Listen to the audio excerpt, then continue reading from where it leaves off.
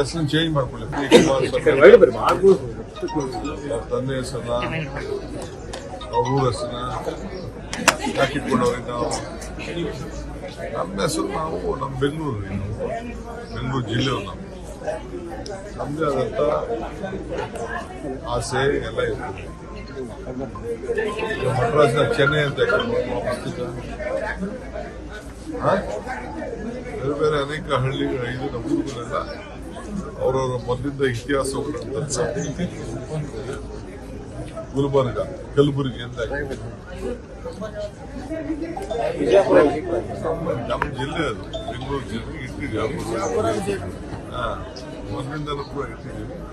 ಅವ್ರಿಗೇನು ತೊಂದರೆ ಅಂತ ನಾವೇನ್ ಮಾಡ್ತೀವಿ ಅನ್ನೋದು ಆಮೇಲೆ ನೋಡಿ. ಸರ್, ಅವರ ಆರೋಪ ಏನು ಸರ್?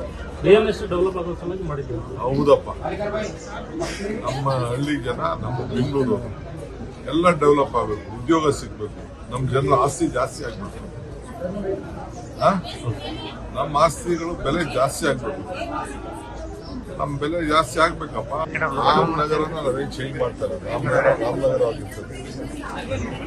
ಇವರಾಕಿ ಹಾಸನ ಇಲ್ಲೇ ಮಾಡಿ ರಾಜಕಾರಣ ಹಾಸನ ಮಾಡ್ಬೋದಾಯ್ತು.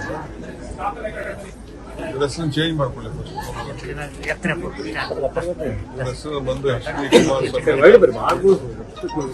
ತಂದೆ ಹೆಸರನ್ನ ಅವ್ರ ಊರ ಹೆಸರನ್ನ ಯಾಕೆ ಇಟ್ಕೊಂಡವ್ರಿ ನಾವು? ನಮ್ಮ ಹೆಸರು ನಾವು ನಮ್ಮ ಬೆಂಗಳೂರು ಜಿಲ್ಲೆಯವರು ನಾವು.